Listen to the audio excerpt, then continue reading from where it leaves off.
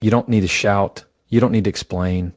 You don't need to write long messages, pouring out your heart just to be heard by someone who never truly listened in the first place. You need one moment, one decision, one action rooted in self-respect, and it changes everything. Here's the truth. Most people don't want to say out loud, toxic people aren't complicated. They're predictable. They come in patterns. Same tactics, different names. They poke until you react. They twist your words. They guilt you. They make you feel like peace is a luxury you don't deserve. But the moment you stop feeding that cycle, the game ends.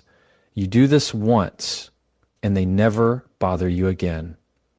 Start here. Set a silent boundary, not a loud one. Loud boundaries come from pain. Silent boundaries come from clarity. When someone crosses your line and you don't scream, you don't threaten, you don't fight, you just shift. You stop replying, you stop sharing, you stop entertaining their chaos. That silence is deafening, and they feel it. It's not passive aggressive, it's self-preservation. You don't need to get into debates with people who are committed to misunderstanding you. You don't need to win every argument. When someone shows you a version of themselves that's cruel, manipulative, or draining, you don't need to ask why they did it. You need to ask why you stayed after they did. And once that question gets honest, the door opens. Some people only stay in your life because you keep letting them explain away their bad behavior. The moment you stop over-explaining, they panic. They thrive off your need to be understood. So stop handing them that power. No is a full sentence. That doesn't work for me is enough. You don't owe paragraphs to people who wouldn't give you a sentence of accountability. Next time a toxic person tries to bait you, don't react. Mirror. Not emotionally, but calmly. Let their sarcasm echo back as indifference. Let their insults bounce off a face that doesn't flinch.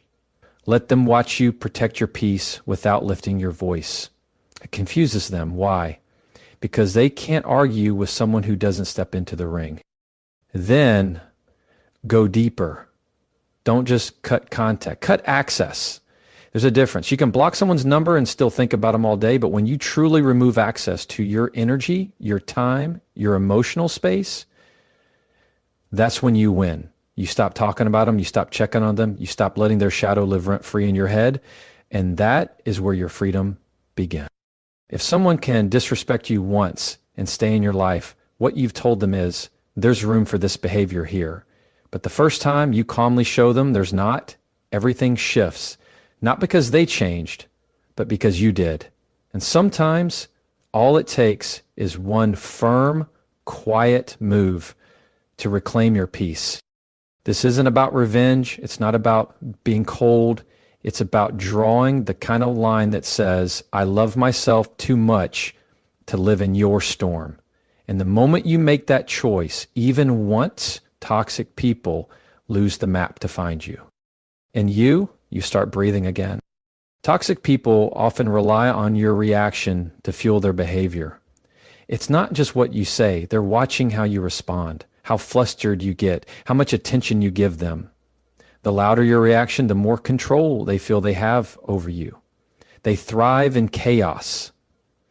They know how to press the right buttons because they've learned your emotional patterns. The moment you start raising your voice, over-explaining yourself, or defending every move you make, they feel like they're winning. That's why setting a silent boundary is the one thing that flips the entire game on its head. It confuses them. They expect a fight. They expect tears. They expect drama. But when all they get is silence, stillness, and no reaction, they don't know what to do with it. That's power. A silent boundary is not about ghosting people or being passive-aggressive. It's about making a decision within yourself that someone no longer deserves access to the parts of you they once exploited. It's a decision that says, I'm not going to teach you how to treat me anymore. I'm just going to show you that mistreating me means losing me. You don't announce it. You don't warn them. You don't even argue. You just shift. The conversations become shorter. The explanations disappear. The emotional investment dries up. You start replying with peace instead of proving your point. And slowly, they start to realize that they're losing the grip they once had. Toxic people don't respond to logic. They respond to energy. That's why trying to reason with them feels like talking in circles. They twist facts. They deflect blame. They manipulate emotions. But when you respond with calm detachment, when you set a boundary that isn't loud or reactive, they start to lose their leverage. Think of it like turning off the lights in a room where someone's trying to perform a show. The audience is gone, the spotlight is off, the performance becomes pointless, and eventually they walk off the stage. What makes silent boundaries so powerful is that they protect your peace without putting you in emotional debt. You don't have to spend your energy explaining why you're hurt.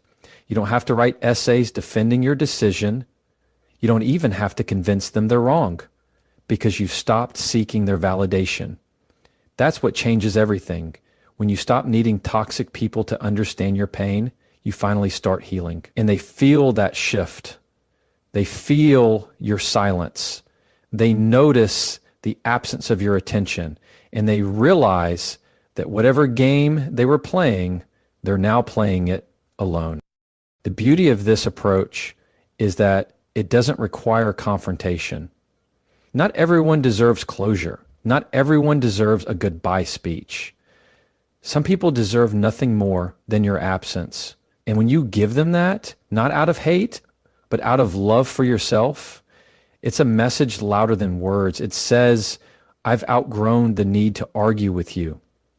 I've outgrown the need to be seen by someone who only looks at me when they want something. I've outgrown the cycle. And here's what's even more powerful. When you start setting silent boundaries, you start attracting peace into your life. You realize that not everything needs your reaction. Not every insult needs your defense. Not every accusation needs your explanation. Some things are simply not worth your breath. That's not weakness. That's maturity. That's emotional intelligence. That's you choosing to respond from a place of strength rather than insecurity. The moment you choose stillness over screaming, quiet over chaos, you begin to rewrite the rules of how people can treat you. And toxic people, they don't stick around when they're not being fed. When you stop being available for the games, the drama, the emotional tug of war, they retreat. Not because you told them to, but because your energy no longer entertains their dysfunction. You don't need to fight to be free. You just need one quiet decision made in clarity, acted upon in peace. Set the boundary once. Let your silence speak the message you're tired of repeating, and watch how quickly those who thrived off your reactions suddenly have nothing left to take. Toxic people rarely listen to your words. They study your patterns. They want to see how much space they can take up in your life.